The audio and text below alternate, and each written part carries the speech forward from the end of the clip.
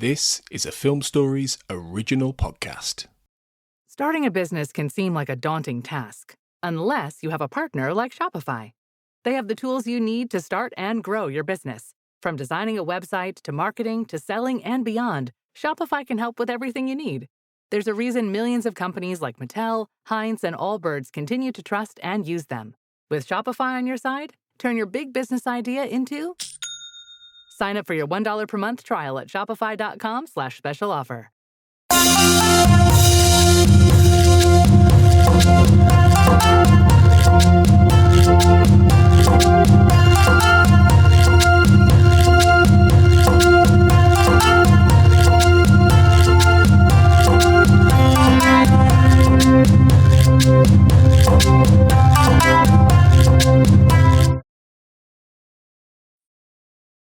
Welcome to Japan on Film Podcast. I'm your host, Perry Constantine, and today welcoming back a returning guest who's quickly becoming a regular guest, Jennifer Upton. Jennifer, how are you doing today? Hey, I'm good. How are you? I'm doing well. And today we are going to be talking about an interesting movie directed by Shinya Tsukamoto. This is the 2004 film Vital, which is also the same title in Japanese. I'm not going to try to pronounce the katakana though, because the way that the Japanese pronunciation of V is something I've never been able to quite understand how they do that. Yeah. But anyway, before we jump too much into that, why don't you remind people about who you are, what you do? I'm a ghostwriter, editor, proofreader. I've worked on quite a few books that other people's names are on. And my own book is about a little over 18 months old now.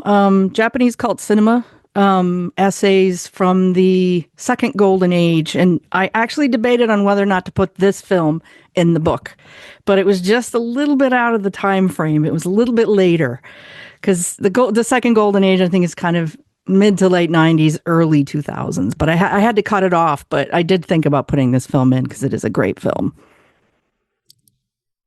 Yes, this is a great film, and it's a kind of a surprising one given the director. As I mentioned, this is a Shinya Tsukamoto film, but it's not what you might expect from his usual type of thing. And so my first introduction to this was shortly after it came out, back in the early 2000s. So again, we said it was released in 2004. And I picked this up around the same time because Tartan Asia Extreme, they had a DVD version of it around probably 2005, 2006. And I picked it up just because of Tadanobu Asano, because I had started to become a fan of his through things like Ichi the Killer and his performance in Last Life in the Universe, which is like a Thai Japanese co-production. It's not a strictly Japanese film. But those two movies, they really kind of, introduced me to him and, what kind of range he has as an actor. So, and I remember at the time, a lot of people were saying he's kind of like the Japanese Johnny Depp. And I think there's a lot of truth to that at the time. Although, whereas Johnny Depp has sort of, veered off into weird caricatures since then, Asano has still kind of stuck to his craft, and he's still, been doing a lot of good stuff. He was in, he was in the Marvel movies in a minor role as Hogan, which I was disappointed he didn't have a bigger role in those.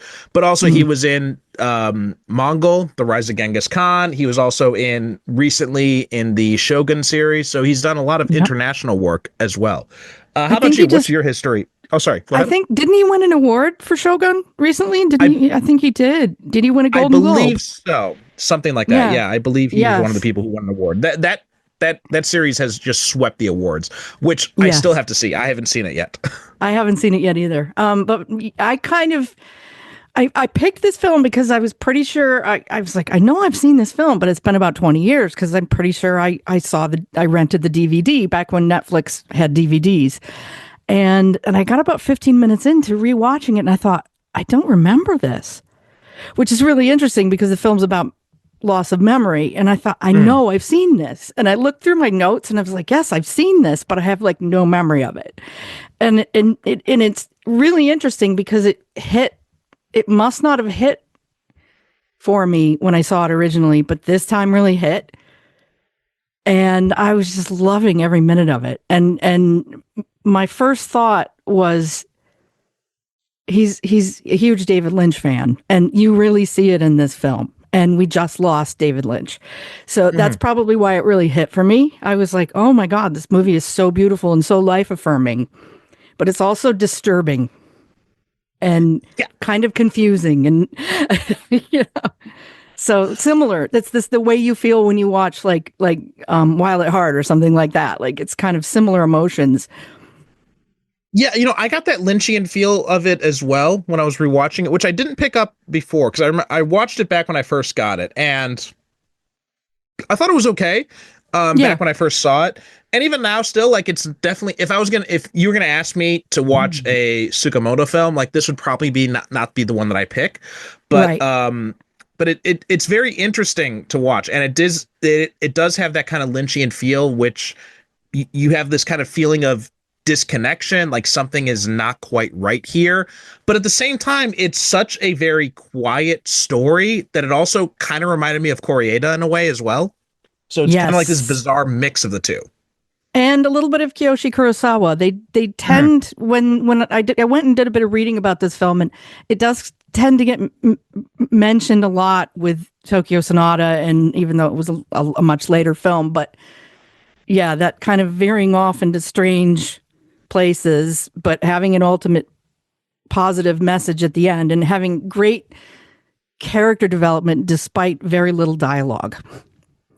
When you had mentioned this film, like, I was just going off memory before I looked it up again, and my first thought was, oh, that's a Kitamura film, right? Ryuhei Kitamura. And I'm like, and because I was thinking of Alive. So for some reason I got those titles mixed up in my head, and then when I went to watch it last time, like, oh wait, no, I remember this one with Asano, and then I'm like, and I was thinking to myself before I started, I'm like, wait, who directed that? And I was thinking like, oh, it was probably Kurosawa. I was thinking Kiyoshi Kurosawa was the director of this. And then when I started up and it said Tsukamoto, I'm like, oh, I completely got that wrong. But it definitely had, like, my memory, as soon as I remember which film it was, my memory immediately went to Kurosawa with this. And it definitely feels more like his movie. Yeah, it really does. And that's probably why I loved watching it. I watched it a couple of days ago. And I was like, man, I've been thinking about it on and off ever since. And how subtle Asano's performances in this movie, and he made some really interesting choices. Like, there's a couple of scenes where I thought I maybe would have done a different take or another take, but he just went with it. And I thought, wow, this is like you're watching a piece of art when you watch this movie, and it might not make a whole lot of sense, but there's enough there that you could describe it to somebody if they asked you what it was about. It's, a guy has an accident, his girlfriend dies, he can't remember anything, and then it takes him the next 3 or 4 years to kind of unravel what happened through medical school when he dissects her corpse. And it's so it is disturbing, even though they don't really show anything. But when they do show it, it's really well done. I mean, I wouldn't say it's gratuitously gory. No, not at all. Like, there's like you see a lot of anatomical drawings, but they, as far as I can recall, like, other than, remember we saw some close-ups of like scraping of bones, but as far as like actual gore, there's none of that there. So like, it's weird because, Tsukamoto is known for body horror type stuff, like the Tetsuo series, but this is a body horror movie that has no body horror in it. Yes, I felt that way too. I thought, oh, it's going to I kind of like the first time I saw it, even watching it again, I thought it's going to be a little bit Cronenberg, and there are little tiny moments, but it's so original that you can't just say, oh, it's like Kurosawa or it's like Cronenberg. It's like Lynch. It's you can see that it's informed by those, but it's entirely its own animal, and that's why it's great. Yeah. And one of the things I actually did appreciate about it was the fact that it does have a short runtime too, because I think like with this style of movie, and there have been directors that have done like this kind of like, introspective type of thing with these long kind of takes, and it's like 2.5, 3 hours long, and it's too much. But this one, Tsukamoto knows how to keep it tight in this, and I think that definitely works for it too. Yeah, that and the way it ends, I thought the ending was perfect. I was like, oh, it's perfect. It's a perfect ending, and that's rare to see in any film. I think that this one, I kind of was kind of looking around to see what other people thought of it, and it's definitely among his fans not the most beloved, but the people who love it really love it.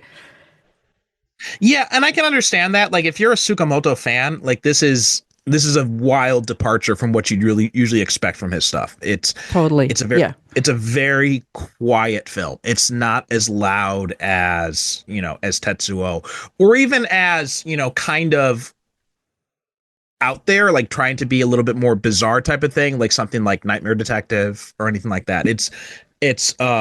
And in fact, it's weird because when I was looking at the genres of this on my Plex library, because, with Plex, you have these different genres that are added to it, that it pulls from the different, databases. And it was described as like a thriller or a horror. And I'm like, I'm sitting there and I'm watching, it's not. It is really more of a romance, oddly enough. A drama, romance. I mean, there's supernatural. It kind of starts to get a little supernatural, but I wouldn't say it's really supernatural so much as it is contemplating the universe and life itself and memory and all those big questions, Yeah, those scenes with him and Ryoko that he keeps visiting her, like my interpretation of that was in his dreams. Yeah. Or something along those lines. Or it was just like kind of like a mental place he went to while he was dissecting her. Yes, that's kind of how I saw it too. But then when she says to him, at least in the version that I watched, the subtitle said, "If you leave, I won't be here anymore. Where will I go?" So she's like, it's like she won't exist anymore if he doesn't remember her, which is a theme that has been, Wes Craven's New Nightmare kind of got into that a little bit. It's like, if you don't, or even Candyman, if you don't worship me or you don't think about me, then I cease to exist. So, but there's also the nature of physical memory versus mental memory, which I thought was interesting because I was thinking about this the next day, and I thought if we exist in our cells and not just in our our brain or whatever, in our bones and in our skin, it makes sense because you can think yourself into an ulcer, right? I mean, the mind and the body aren't really separate. But I felt like he didn't really openly discuss that in this film, but he did. It was like he didn't. This movie doesn't spoon feed you anything. It's just, it brought all those things up for me, like the whole idea of PTSD being physical, because that's what Hiroshi has, really. I mean, he's not just he doesn't just have amnesia, he has PTSD, but he's working through it by exploring the physical body of the person that died when he experienced the trauma. So it's almost like survivor guilt in his, you know what I mean? I thought there was so much going on in this. I thought, oh my God, just so good.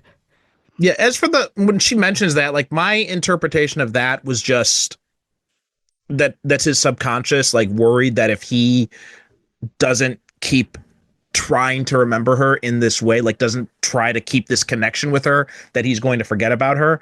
And, that is a kind of survivor's guilt too. This idea that, my dad died a few years ago, and one of the things that I got from him was he had these monogrammed whiskey glasses, and he had like a whole set of them. He had a whole bunch of them, all with his initials on them, and a few of them broke. And every time, and now I'm down to just 3 left, but like every time one of them broke, like I'm just like, I was completely devastated because it did feel like I was losing that connection to him, which really, and that's kind of what I took with this of him, of that message. Like, if you leave here, I'm not, I won't have anywhere to go. I'll be all alone. That kind of like that fear that if you lose that physical connection to the person who's gone, that you won't have them around anymore, which is not how it works, right? They're still with you in your memory, but it's just like we put so much emphasis on the physical that we're so terrified when that physical connection is lost in some way.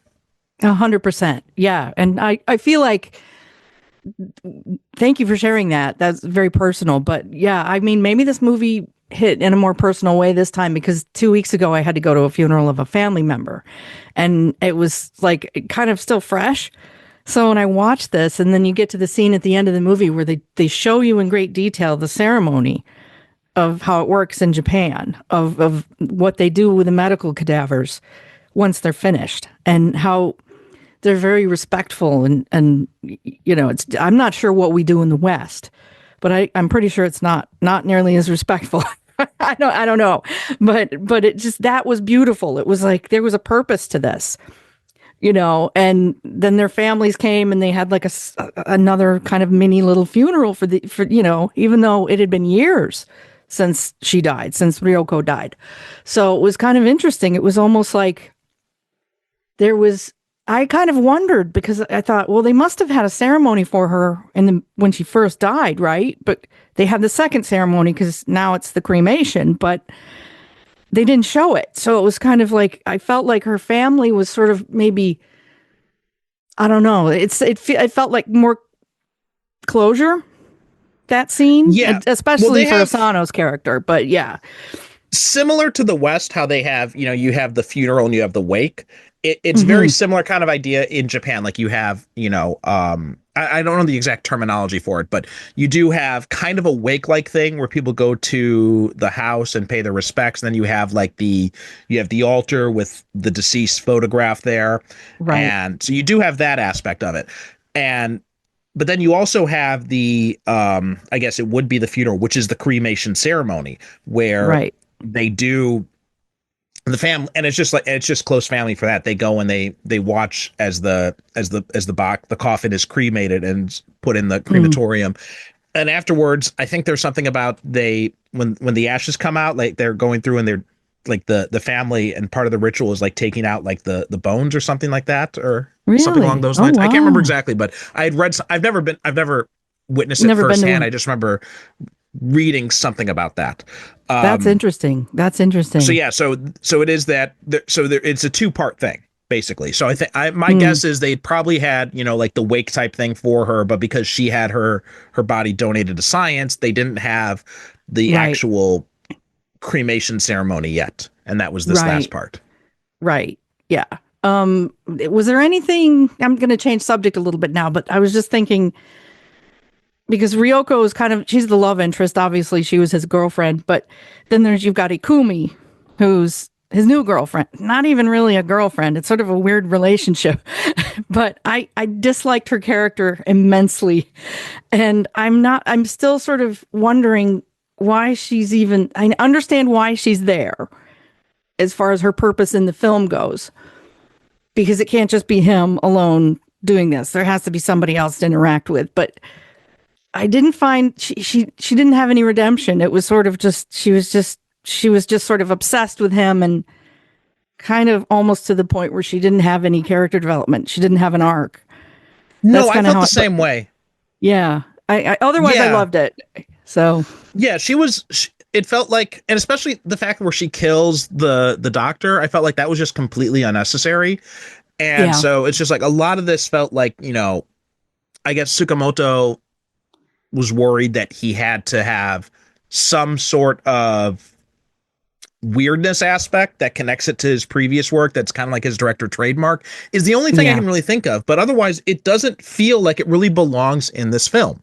Yeah, that's exactly how I felt. And she's kind of, I mean, I know she was directed to play it this way, but she was very like super unemotional and just like, I mean, they all were in a way, but she's really just kind of, there's nothing going on. I mean, she's super smart and everything, but she's bordering on evil. like there's definitely, like, he's more alive and his ex-girlfriend's more alive, even though she's dead. Maybe that's the point. I'm not sure. Like, she, you know, I mean, I understand what they're trying to do here, where they have this, they're trying to show like he's maybe trying to find some sort of connection to replace Ryoko. I can understand that aspect. I can understand the purpose she serves in that for his characterization.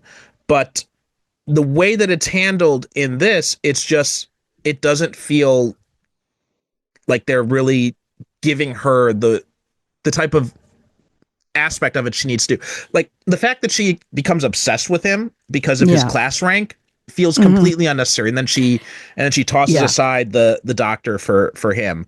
And then she's just like, and the fact that, you know, you've got this scene that they've got this autoerotic asphyxiation kink they both have, which he also had with Ryoko. I mean, I guess the whole idea. It's unnecessary. I mean, I guess I can understand that to a slightly better degree than most of her role in this. Like, I can understand it where, you know, they wanted to have something where there's this, you know, this life affirming aspect. Like, I think I've never done, you know, autoerotic asphyxiation, but my understanding is that it's the rush of getting near death or something along those lines, I think. I don't know. I have no idea. I'm not sure. Yeah. But maybe my kinks are pretty vanilla, so I don't have to worry. Yeah, I know. I see the point of him putting it in there, but it does kind of feel like you said, like he put it in there just because he's Tsukamoto, and maybe he thought, well, I have to put this, you know, or maybe it's a. I mean, it never really explains like why she's into it, other than, well, the professor killed himself by hanging himself. So it's like, did she do this before though? It's not clear why she is the way she is. She's just you know, there's no backstory on her. And I think the fact they're in this anatomy class, and the fact that he's studied these books so much, and he's done these drawings so much that it's become muscle memory, that it's become ingrained into his memory so much so that that's the only memory that survived the crash. I can understand that, him wanting to go to medical school to try and see if this can rediscover his memory, because this is the only thing he has to cling to. And then with Ikumi, I mean, if she's, again, this is the problem, that because we don't get enough of her backstory, we can't really get a handle on what it is about Hiroshi that is attracting her, what it is about this medical school that's attracting her. And I think because she is obviously, I think one of the things we're supposed to take from that is that she is desired, right? We see obviously the doctor, but also when she's,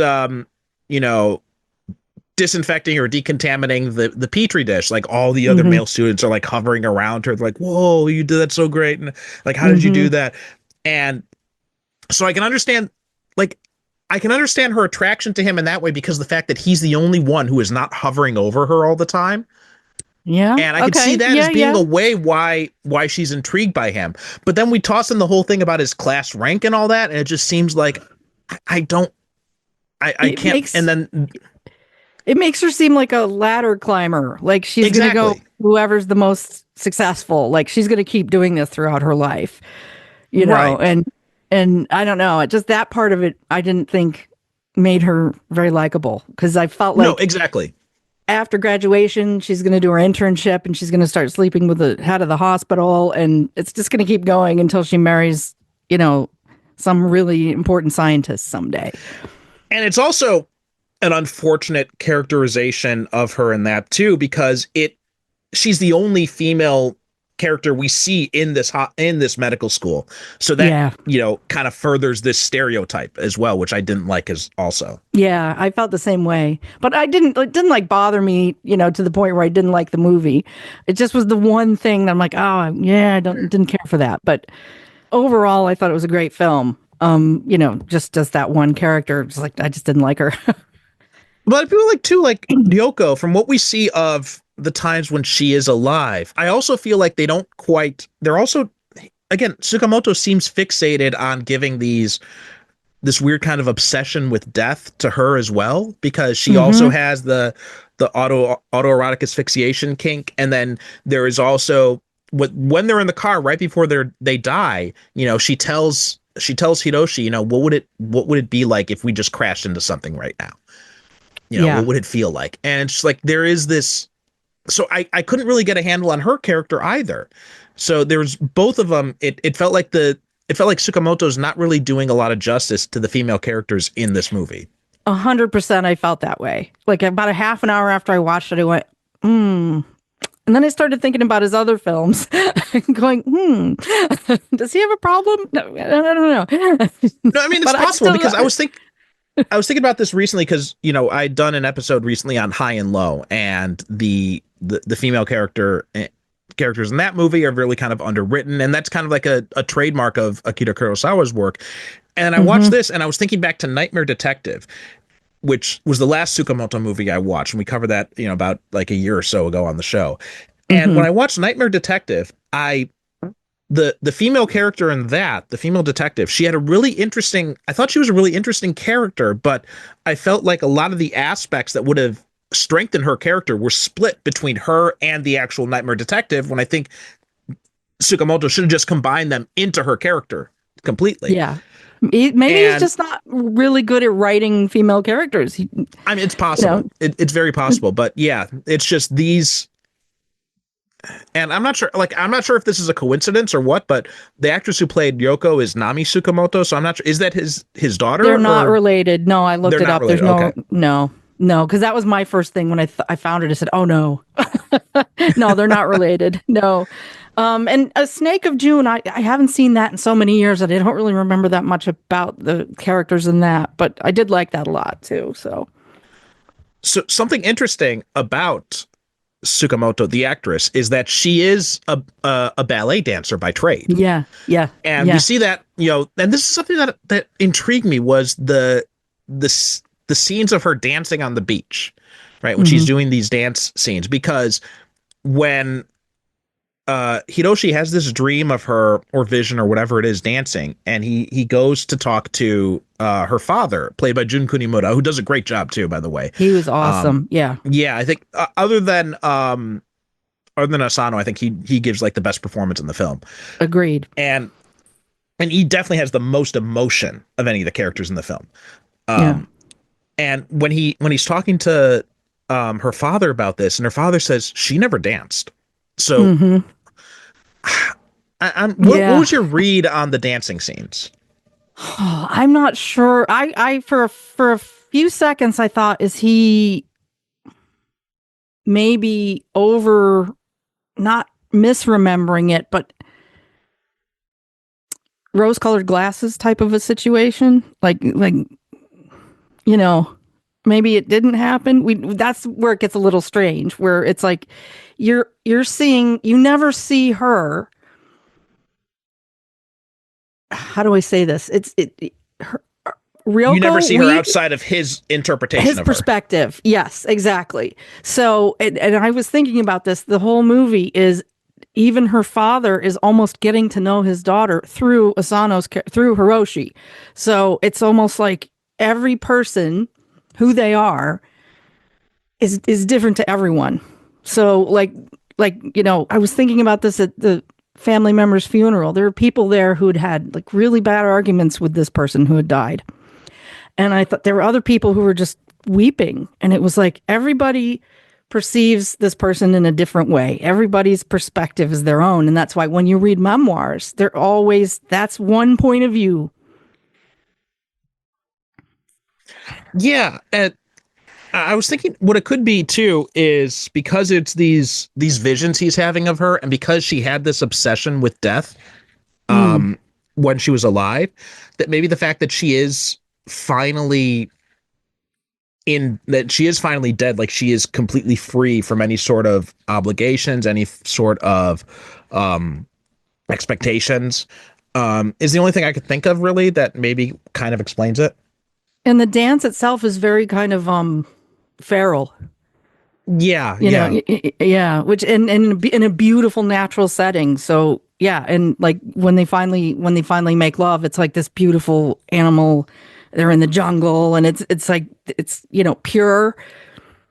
Kind of, there's a purity to it, and there's none of society's trappings. It's just the two of them in this wild place, and I'm still not sure if that's just his version of it, or did that really happen?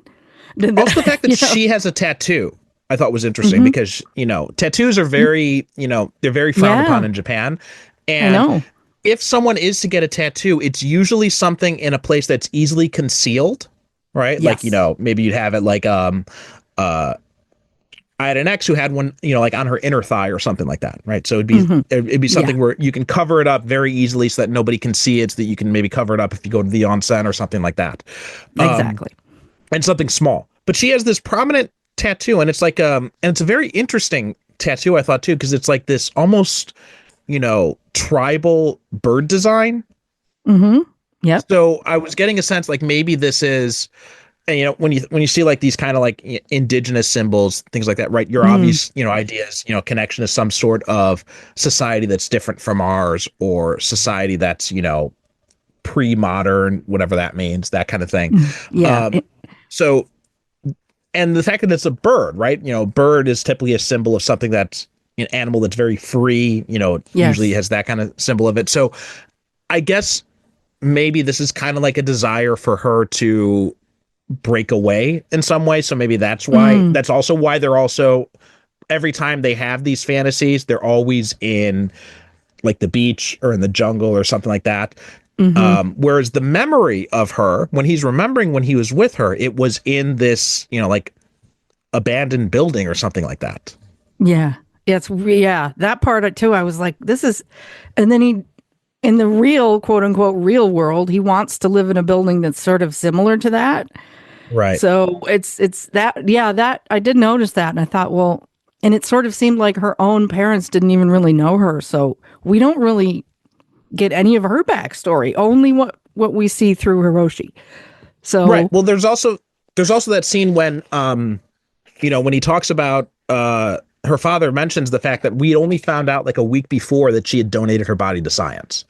So, there's also that decision she made to have her body donated to science seems like a pretty important point in there, because both the fathers mentioned that. They had heard that about her, that she had wanted, which I thought was interesting because his father, Hiroshi's father, says that, I had heard that she had wanted her body donated to science. I'm like, well, where did you hear it from? And here's another thing, because there's this scene later on where the doctor at the school, who is Hiroshi's instructor, is talking with his father. And they're talking about Ryoko. And the doctor says, it was just a coincidence. And they're referencing something about some connection between his father and Ryoko. And I was wondering, like, was there some kind of hanky-panky going on between the two of them as well? I wondered about that. I've wondered, there's just little, this movie asks so many questions, or it prompts the viewer to ask questions that it never answers. There's mysteries that you could keep. It's very, like, again, very Lynchian, like lots of Twin Peaks type questions. Right, like, what did these two, did they know each other? We don't know. We don't know how they met, how Ryoko and Hiroshi met. So yeah. So that's another thing too, because they were, obviously Hiroshi was a medical student, and I get the sense that his father is also a doctor too, because when after the car accident, his father says, I arranged for you to come to my university hospital, or my former university hospital, all that, and obviously he knows the instructor there. Yeah. So I think there's this obvious thing that there's this, and they talk about how when he was a kid he wanted to be a doctor too. So there's this certain family expectation, but it's not only is it like an expectation that was forced upon him, because his father seems to be pretty relaxed about that stuff. And so it does seem like it was maybe a kind of like idealization of his father that made him want to become a doctor. So the fact that we have this idea of possibly something going on between Ryoko and his father made me wonder if maybe Ryoko was also a student too.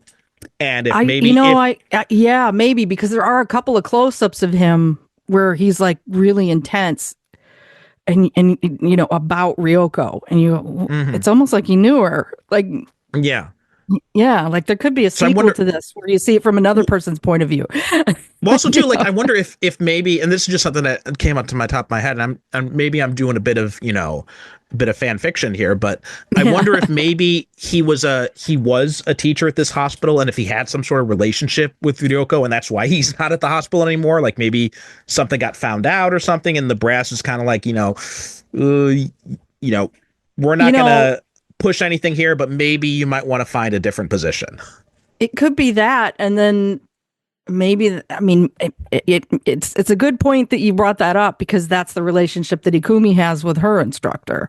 But Exactly. he kills himself. So it's like it does happen. Or she kills him, because she says that she killed him. So yeah. I assume, well, they said he hung himself, but I assume she felt like he killed himself because of her.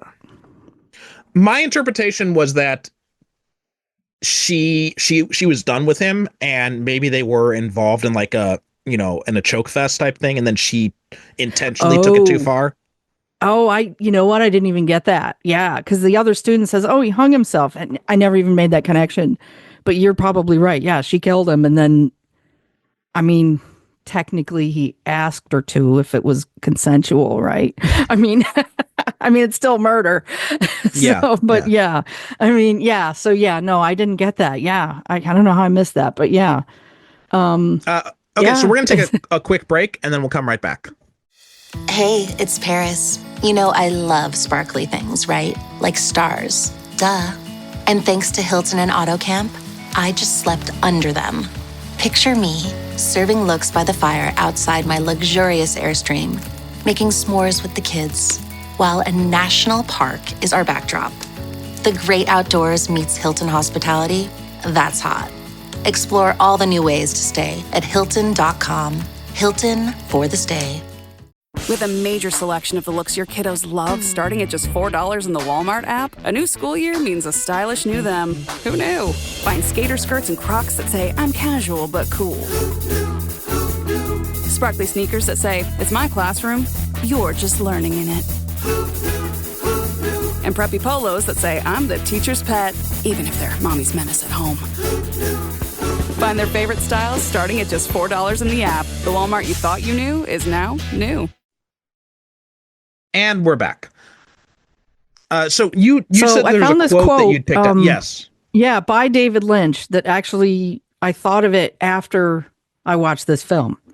Cinema is a language, but cinema is its own language. And with it, you can say so many things, because you've got time and sequences. You've got dialogue. You've got music. You've got sound effects. You have so many tools.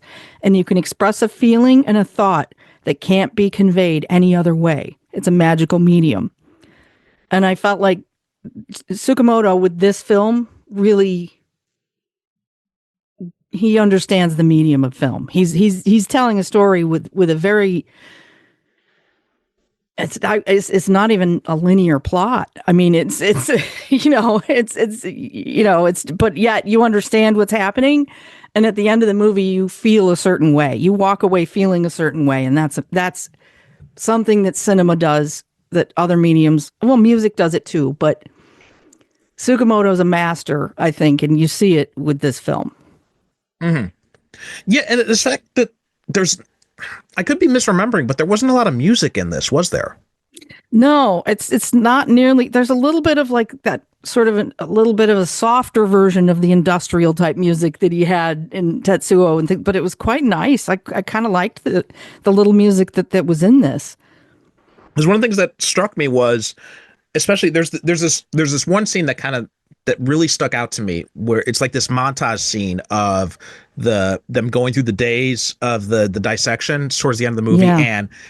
And at this point, like, because they're in these dissection groups, but everybody from Hiroshi's group has asked to switch to another group, and so by the end it's just Hiroshi and Ikumi, and Ikumi is basically just sitting there and watching Hiroshi dissect Yoko's body. And there's this one montage where they're constantly going through, and there's no music or anything, but it's just the sounds of the dissection. And then, and the camera is fixed on Yoko, or on Ikumi. And then in the background, you see the other students going through their routines, where like they're all over the body, they're dissecting the corpse, and then they're preparing it for the end of the day when they're flapping off he intelligently, I think, had emphasized the sound of like the covers being stretched out, like poof, and then covering up. And meanwhile, in the foreground, you hear the sound of Hiroshi constantly still scraping away at the bones and everything like that. And Ikumi is just sitting there watching him.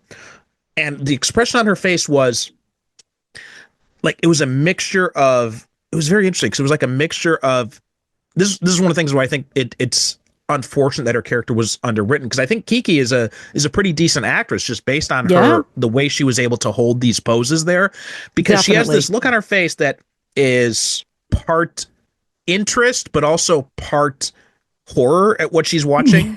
Yeah, I agree. She was great. I haven't never seen her in anything else.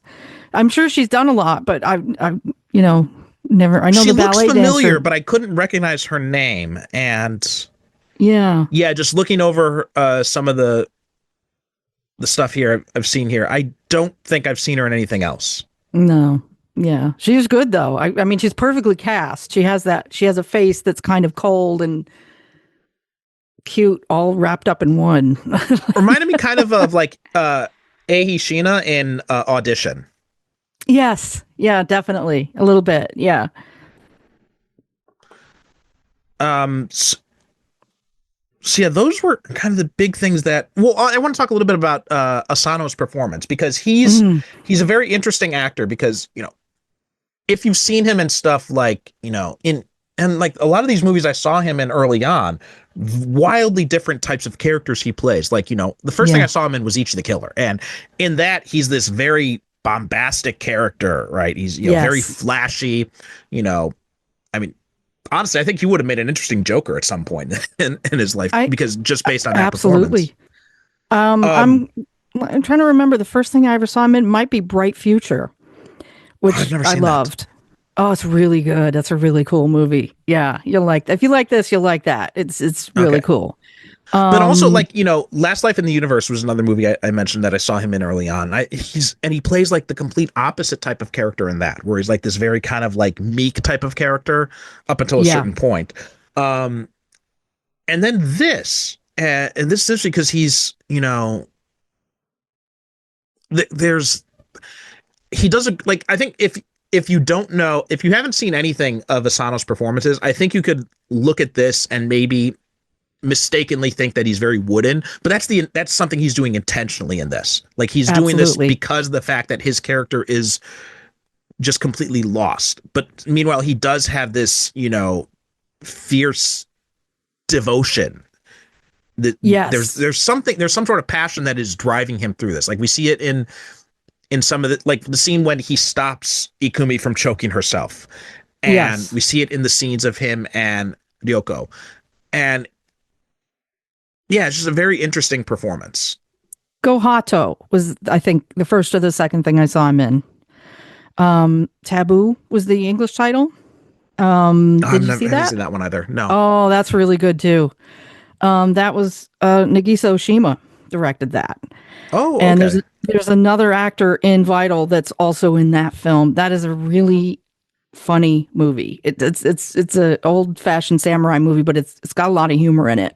And Asano's great in that. What I loved about his performance in this is, yes, he's so, like, that one scene where he gets into the fight with Ryoko's father, and he won't look at him. He will not make eye contact with him. And I thought that was a really interesting choice. And for a second, I thought, is he breaking character? Because he's almost looking where the camera, but he's not. It's on purpose. He's so good. And when you finally see him smile in the flashbacks or, the dreams, it's so well earned. Like, you feel like, oh God, there's the smile. We've been waiting to see he's happy in those scenes. And he's so charismatic and he's really good looking too. So, I'll watch him do pretty much anything. And he's directing now. I'm looking at IMDb and it says he has directed a few things. But yeah, he's kind of, everybody loves Asano. And I think he turned 30. They had his 30th birthday party on the set of Vital. Oh, really? Yeah. If you go on YouTube, there's some of the extras from the DVD, the making of, there's little featurettes. They're on YouTube. So it's pretty cool. Okay. Yeah. But I'm trying to think what else. Yeah, obviously Ichi the Killer is the one that most people would have seen. Also, Jun Kunimura's character, who again he plays her Ryoko's father in this, and like I said, he gives the most emotional performance in the movie. Yeah. I don't know. What do you think about the fact that he goes through, like, cause he gets he tells Hiroshi not to come by anymore when Hiroshi tells him that, I'm dissecting her body. He's very understandably, horrified at this idea. But then he tells him later, I want you to keep coming around because my wife is dying. And, I think you're helping her remember Ryoko. I don't know. What'd you kind of think of that kind of like journey that the two of them went on in their relationship? I loved that. I thought that I wanted to see more of those two together, to be honest. Because like you said, it is kind of a short film, like just a couple more scenes with him softening a little bit, because there's the one scene where he goes, if you do this, I'm going to kill you. He just doesn't like the guy. He's pissed. And then all of a sudden he's like, well, and I think it's not just that he's feeling bad for his wife. I think he's getting to know his own daughter through Hiroshi. And so it's kind of like trauma bonding, but I really would have liked to have seen a couple more scenes with the two of them, because it's just powerful. The two of them together is really great. Yeah, I felt like we didn't get enough of that, and it felt a bit jarring from how he's like ready to kill the guy, but then next he's asking him to come around, keep coming around, even the scene when he's like, he kicks him out and then he goes out into the rain and he's just like, it felt like a kind of cathartic moment he's having here. So I guess the thing we're trying to take away from it is just that he's still dealing with his grief, and he's going through these cycles of emotions between like anger and acceptance and all these, all the different stages of grief. And whereas, and I guess, and this is why I feel like I think we should have had some more scenes with them, because I feel like what the intent is that Hiroshi is trying to experience these stages of grief through her father, because he can't experience them himself because he doesn't have that connection to her memory. Right, because he doesn't remember. Right. Definitely. And it just occurred to me, the scene where Hiroshi and Ryoko are they're in the car. She goes, what if we crashed into something right now? Do you think he did it on purpose? Because her father seems to think he did it on purpose. But the police keep saying, no, it was the truck driver's fault and it's not your fault. And his father keeps telling him it's not your fault. But they did seem to have a little bit, because of the autoerotic asphyxiation, they did seem to have a little bit they like to dance around the edge of the flame a little bit, these two. So I do wonder if maybe it was on purpose. I was wondering about that myself. And because the doctor, they said at the beginning, the driver said it was all his fault. He admitted full fault. And in Japanese car accidents, there's not really anything as like no fault, right? It's really? Each person is ascribed like some degree of fault. Like even if you were the one who was hit, like you're ascribed some degree of fault. Like, well, you could have swerved or something like that. You could have done something to avoid it. So like even a small percentage of fault is granted to the person who was hit. But that's not mentioned here at all. So I feel like this is where this could be his memory, right? This could be the fact that it could be. I mean, her father, I totally understand, because he was driving. So obviously her father wants someone to blame for it. And the truck driver's not there, but but Hiroshi is, so he can easily just turn it on Hiroshi instead. But when this could be this could be like his memory, just the nature of his fractured memory. Like maybe he's thinking, wait, did I have some responsibility in the car accident because, she had said this to me? And so maybe he's second guessing himself. Maybe he's second guessing himself. And like, maybe I drove too close to the line or something like that. Or maybe I didn't swerve as fast as I could have, or something. Maybe I looked, because he looks away. He's looking at her right before the truck cuts to the truck. So I feel like maybe he feels like maybe I took my eyes off the road for too long. So I wonder if maybe that the whole intent of that is just stirring up his own subconscious feelings of guilt about anything he could have done to try and stop it. And it was an interesting choice to not show the accident in a wide shot. It was like, we never really see what happened. We only see little snippets of it. So it's manipulating the audience with the way the film is edited. What it doesn't show you is just as important as what it does show you. Exactly. Yeah. Yeah. So those are kind of the main things that I had that I wanted to talk about was just kind of I'm not sure where we land on, and I think that's kind of the point. We're not supposed to have a concrete answer to any of these questions, whether or not, again, even with the thing about Ikumi killing the doctor, like we're not, it's presented in such a way that you're right. Like maybe it is just, she says that she killed him because it's guilt she feels because maybe she had engaged in this and maybe she feels like maybe I didn't intend for it to happen. Maybe I did hold it on too long, or maybe she's trying to get some sort of reaction out of Hiroshi because Hiroshi is so disconnected from everything that maybe she feels like maybe this is the only way I can get any kind of reaction out of him.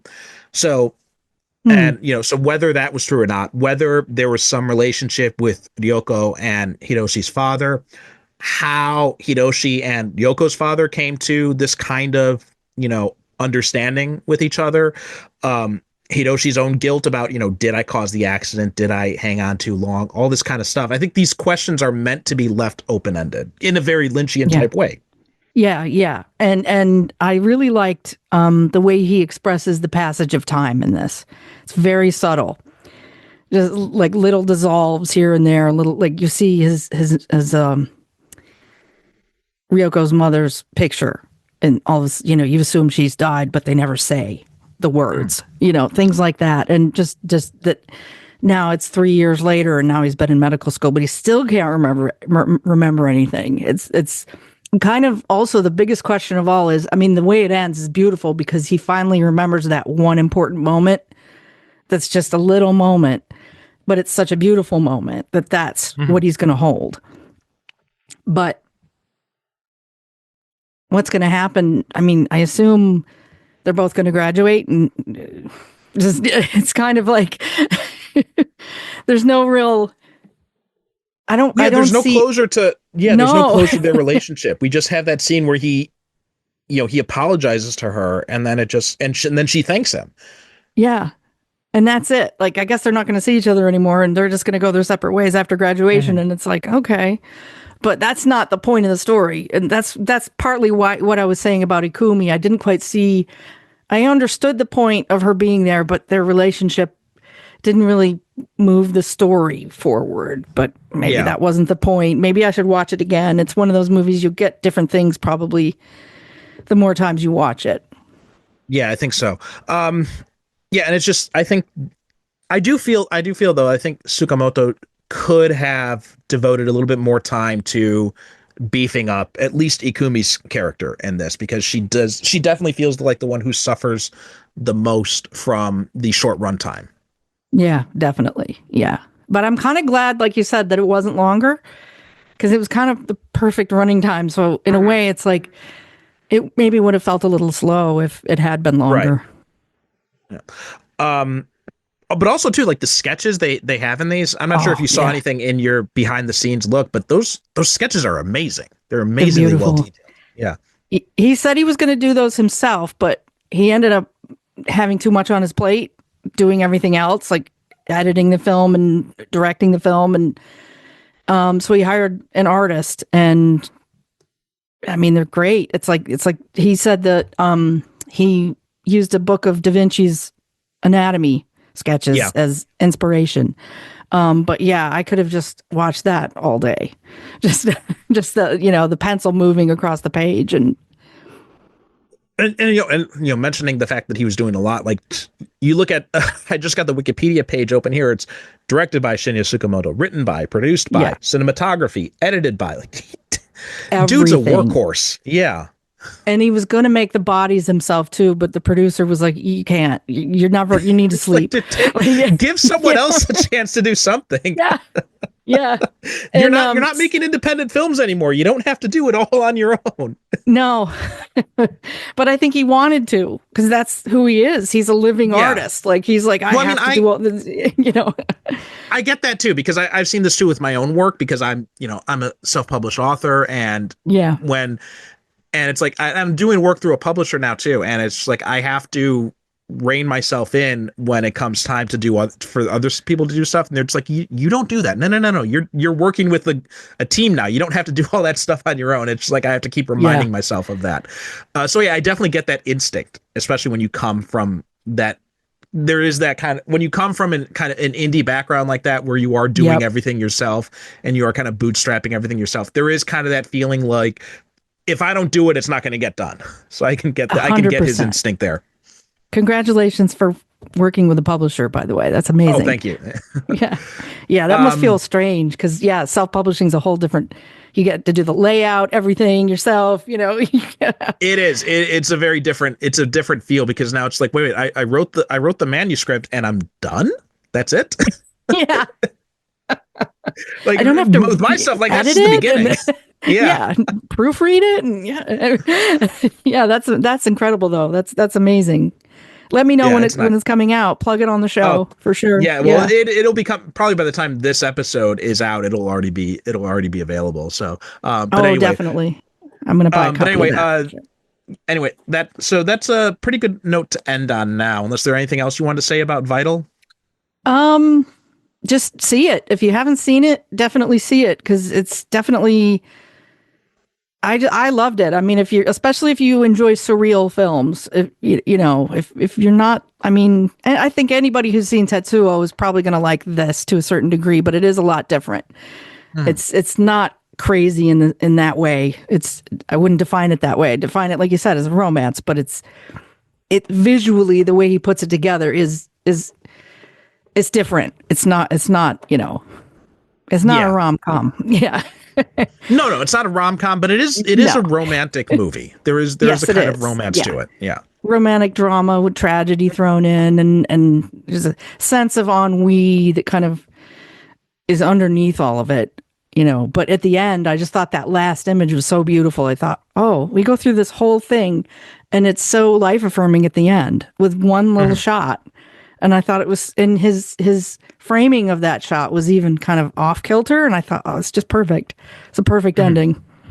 Yeah. All right. Well, Jennifer, thanks so much for coming on again. And why don't you tell people where they can find you? You can find me at jenuptonwriter.com. You can also find me frequently on the Drive and Asylum double feature. I'm also on the Making Tarantino podcast every so often, and the Making Scorsese podcast. I'm sort of expanding my podcast, and I'm about to do Radical Review House. I'm going to do something for them. So there's a lot of good stuff coming up. It's going to be a busy year. So, think good things, hopefully. Fingers crossed. Awesome.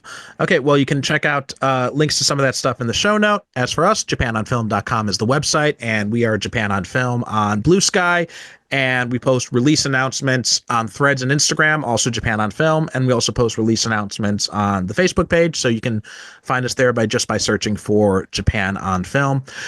And also, we are part of the Film Stories podcast network, so please be sure to check out other shows that are on them. Thanks so much for listening, and we'll talk to you next time.